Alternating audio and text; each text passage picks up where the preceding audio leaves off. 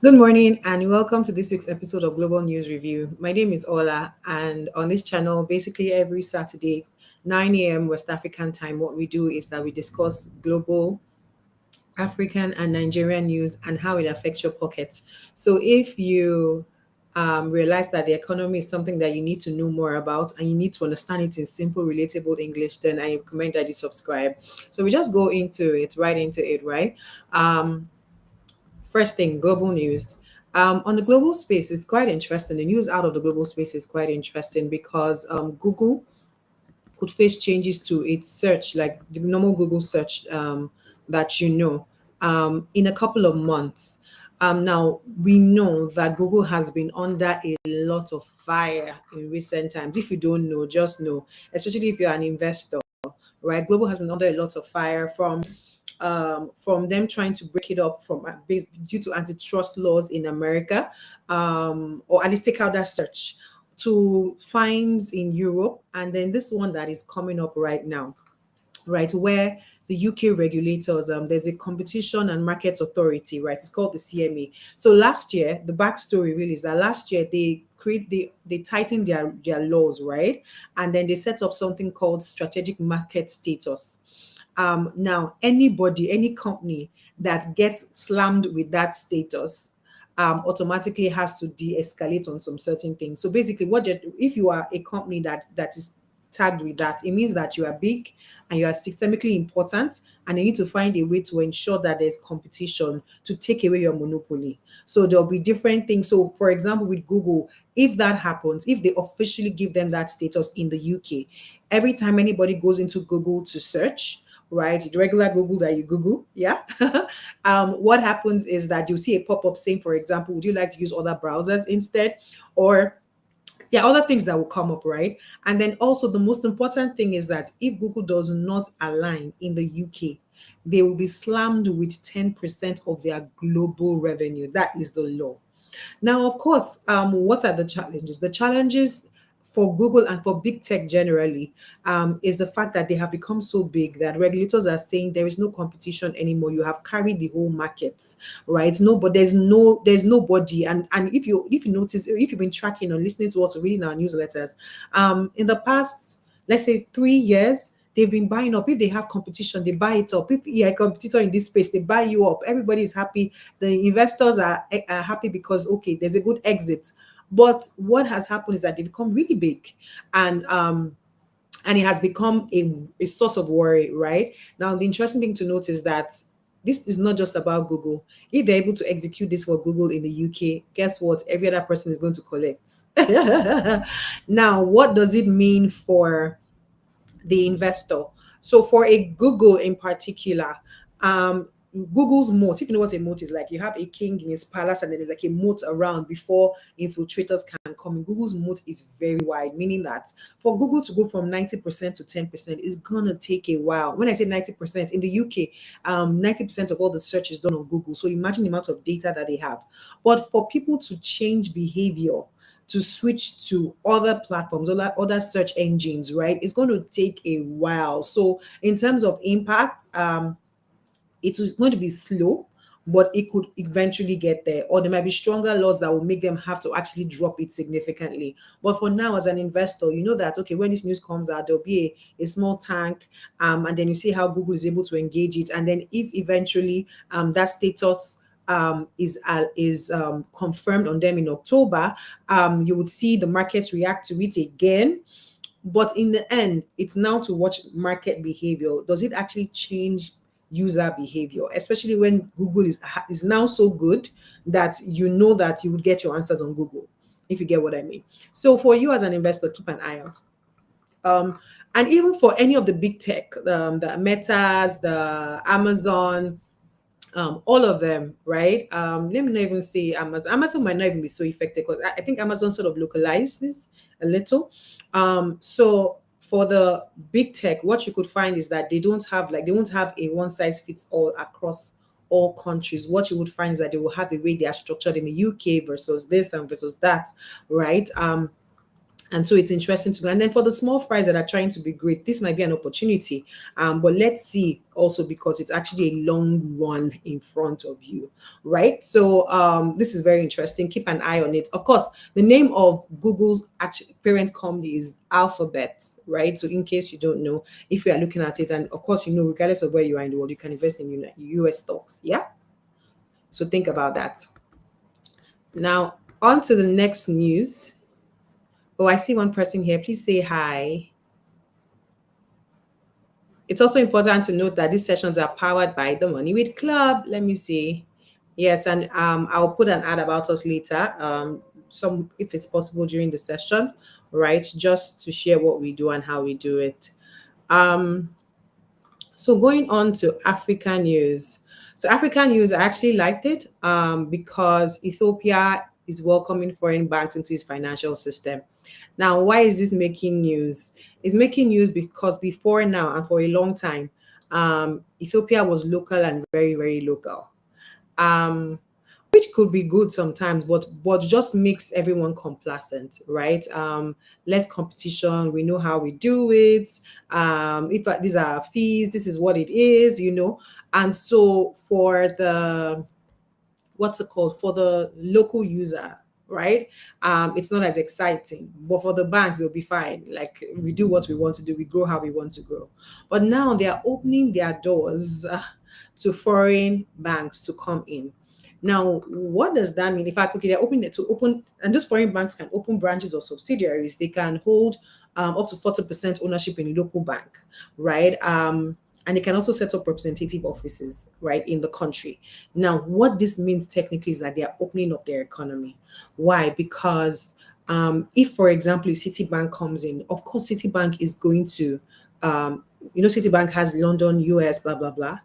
If there is a Citibank in Ethiopia, what that does is that, number one, they'll start doing transactions with their other local offices or the representative offices in other countries.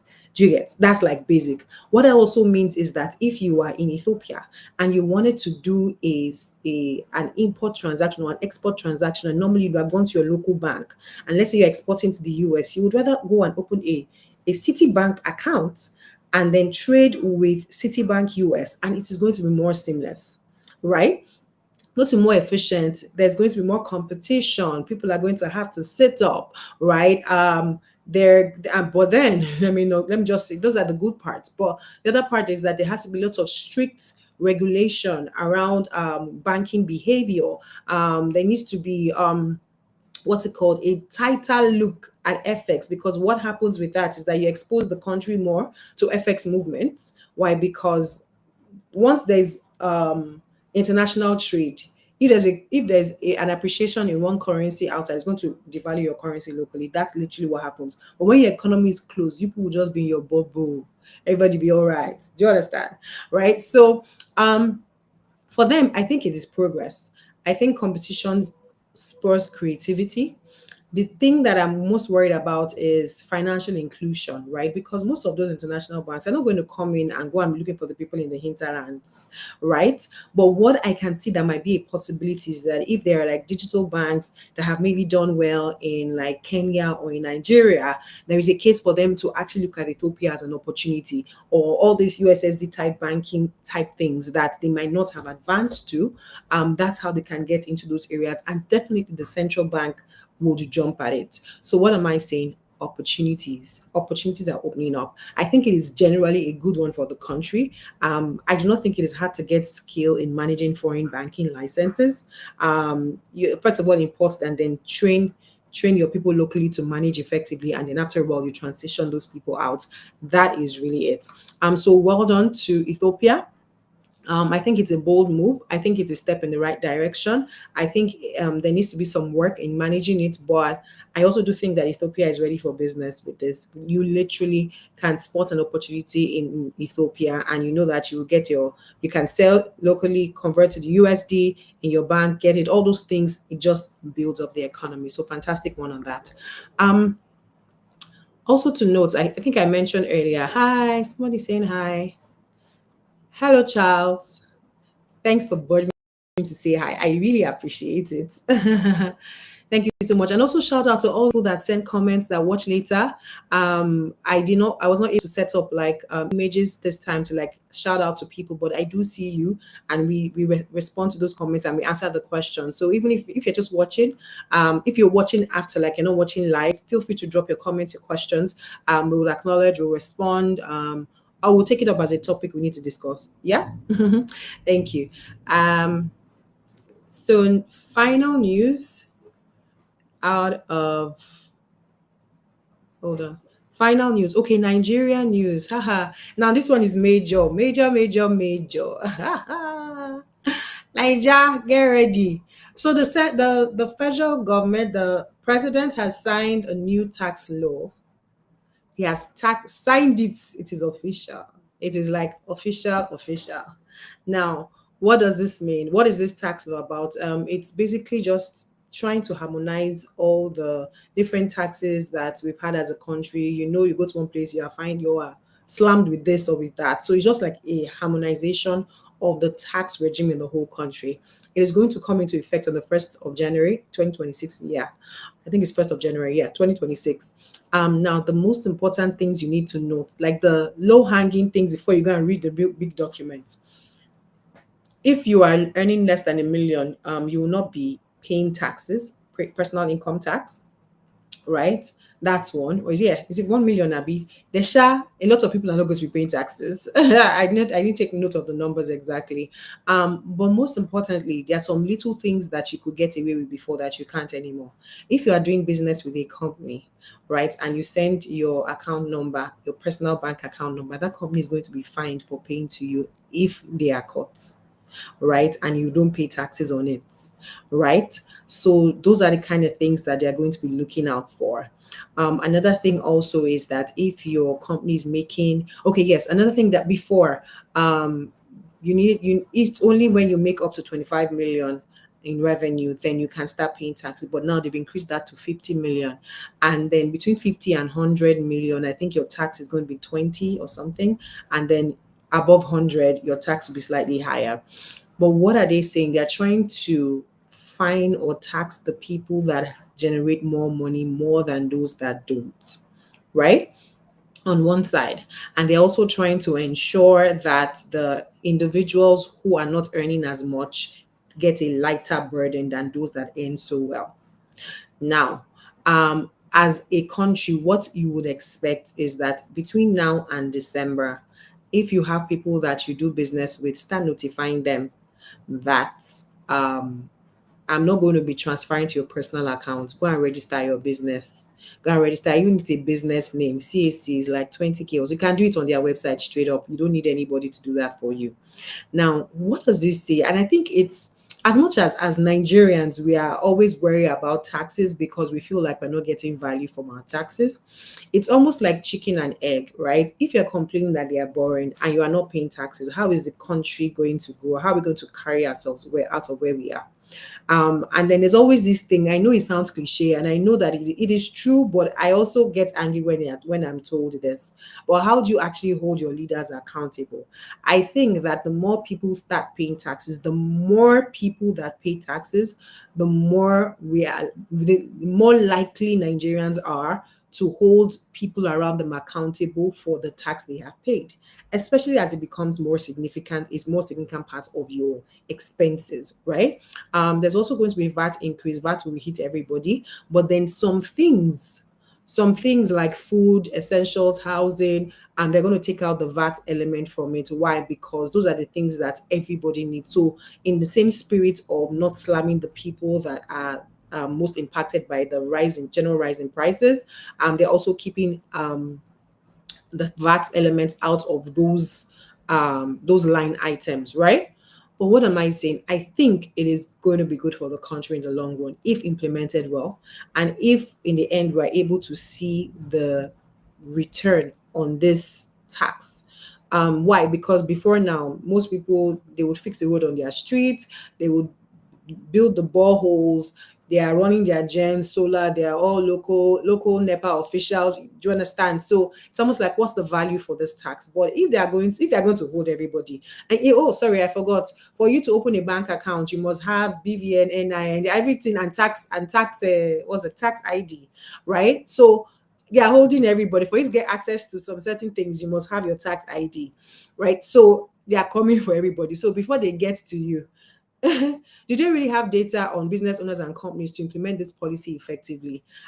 So I think they do, or they can get it. Let me put up Charles' question here. And it's a valid question. Do they really have data? Now, at this point, they don't need to have the data. But guess what? If you are like a law firm and you deal with some artisans, or somebody comes to supply stuff to you and you transfer to the person's account, in the next review that the tax guys come to your office, what they're going to be looking for are all those people that you transferred money to personal accounts in your receipts, and they're going to hold you responsible for them. So what would you do? You would tell those people to go and register. The process of registry means that they will have to have a tax ID for that company, or they have to show their tax returns that they paid tax. They received the money, but they paid personal income tax on it. Do you understand? So give ourselves, if they're able to target the big guys that everyone that wants to grow their business wants to bank with, give them 2 to 3 years, they will have the data you're asking for. So it's just a matter of time, right? And another thing we also need to understand is that you should always respect the regulators. They have a way around it. Apart from the fact that your banks, there's data. If they want to access data from your banks, they can, because all you just need to see is an adult above 25, that money is coming to your account, but they don't have any salary account attached to it. Then what are you doing to make money? There's data. Like, if you want to run the numbers, you can find, and CBN can see everything, and they can run a script to pull out the numbers and do random selections. Do you understand? There's data. It just needs to be harnessed. And then there's also open banking coming. So that would also help in bringing things together. So that's a valid question. And it's very important for us to feel like, for us not to feel like we can escape on this one. Just do the right thing if you can, right? Not if you can, do the right thing. Then the final news, right, is that the central bank is going to diversify its foreign reserves. Now, this one, in my newsletter, the first headline I put was that CBN is going to start seeing other currencies, and CBN wants to break up with the dollar. But then, I mean, the first thing to even highlight is that this is not the first time they're making this announcement. They talked about it before and all, but I think because this current central bank governor is making himself out to really be Mr. Talk and Do, so we can almost take this to the bank that this is what's going to happen eventually. But what are they trying to do? They are saying that, okay, we normally have our reserves are majorly in USD, right? We want to diversify to other currencies, euro, yen, yuan, gold, and special drawing rights, right? So just want to diversify. Why? Let me explain. If you're doing currently in Nigeria a trade between Nigeria and China, right? What you would have to do is convert to dollar, then convert to yuan. Now, if there's any move in the dollar to the naira to the Chinese yuan, or any of that in the chain, you'll be impacted, right? If anything happens in America that negatively impacts you, if you were just trading directly with China, you would do your and leave America out of it. What is my business in America? It's just like saying something's happening in Dubai and you're trading with China. What's your business? But the problem is that the way our currency or our economy is dollar naira is the major trade, is the only trading pair that we have. Now, the reason why it can be the only trading pair is because we don't have reserves in the other currency to actually deliver.